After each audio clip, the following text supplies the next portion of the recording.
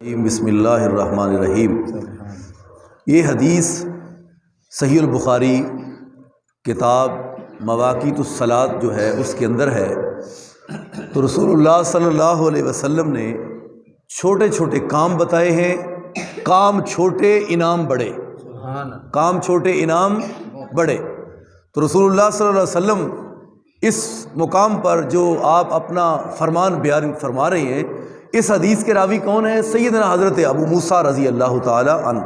اور حضور علیہ الصلوۃ والسلام نے فرمایا من صلی البردین دخل الجنت، دو نمازیں ہیں جو ٹھنڈک کی نمازیں ہیں۔ گرمی کا موسم ہو تو کون سا وہ موقع ہے جب موسم میں ٹھنڈک ہوتی ہے اور بندہ فرحت راحت محسوس کرتا ہے، وہ کون سی ہے؟ ایک نماز فجر ہے، ایک عصر ہے۔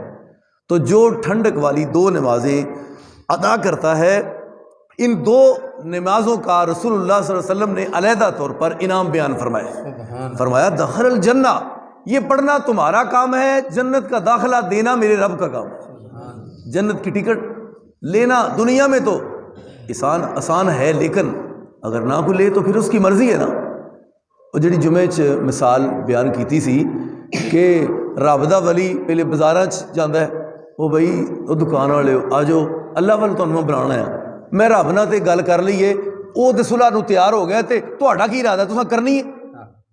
اور اس طرح وہ کوئی نہیں مندا، انہوں دعوت دیتی نہیں مندا، دوسرے نو نہیں، تیسرے چوتھے پنجویں پوری مارکیٹ نہیں، بازار سارا گھر جا کے دستک دے کے نہیں، ٹائم نہیں۔ اچھا یہ ہن ایک دو چار کر کے کچھ عرصے چ فوت ہو گئے۔ کی ہو گئے؟ فوت ہونے تو بعد جنازے اٹھ کے قبرستان چلے گئے۔ یہ ہوئی بزرگ جڑے نے جڑے گھر گلی تے دکان جا کے سن میں رب نہ تے گل کر لی، وہ صلح نو تیار ہے، تہاڈا کی ارادہ کرنی جے؟ انہاں دی اکھاں نہیں کھلیاں، ہن اکھ ایسی کھلی کہ دوبارہ ایتھے آنا ہی نہیں، ایسی اکھ کھلی۔ اور جدو قبر پہنچ کے اے بزرگ پھر دوبارہ قبرستان جا کے وہ بندہ پھر ملیا، بزرگوں ہن کی گل ہے ایتھے کھلوتے ہو؟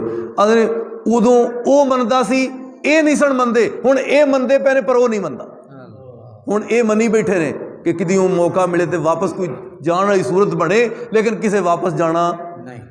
کسے شہید کہتا ہے اللہ تیری جنت میں وہ نظارہ نہیں ہے جو شہادت کے وقت ملا تھا، ایک موقع تو عطا کر، ثم اقتل ثم احیا ثم اقتل ثم احیا، پھر جاؤں اس روح کا کنیکٹ دوبارہ اس جسم سے ہو جو قبر میں پڑا ہے، دوبارہ اٹھوں اور جا کر اسی طرح جا کر تیرے رضا کے لیے، دین کے لیے، کلمت اللہ کے لیے، کتاب و سنت کے لیے، اسلام کے لیے لڑوں، ٹکرا جاؤں کافر سے، جسم کے ٹکڑے ہو جائیں۔ جو نظارہ اس وقت ملا تھا وہ جنت میں نہیں۔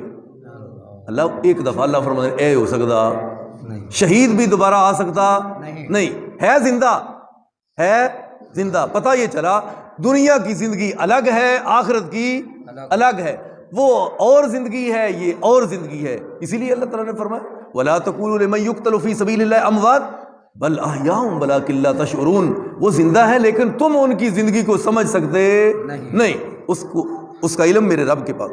تو آپ نے فرمایا دو نمازیں ٹھنڈک والی ہے، تو ساری فضیلت والی نمازیں۔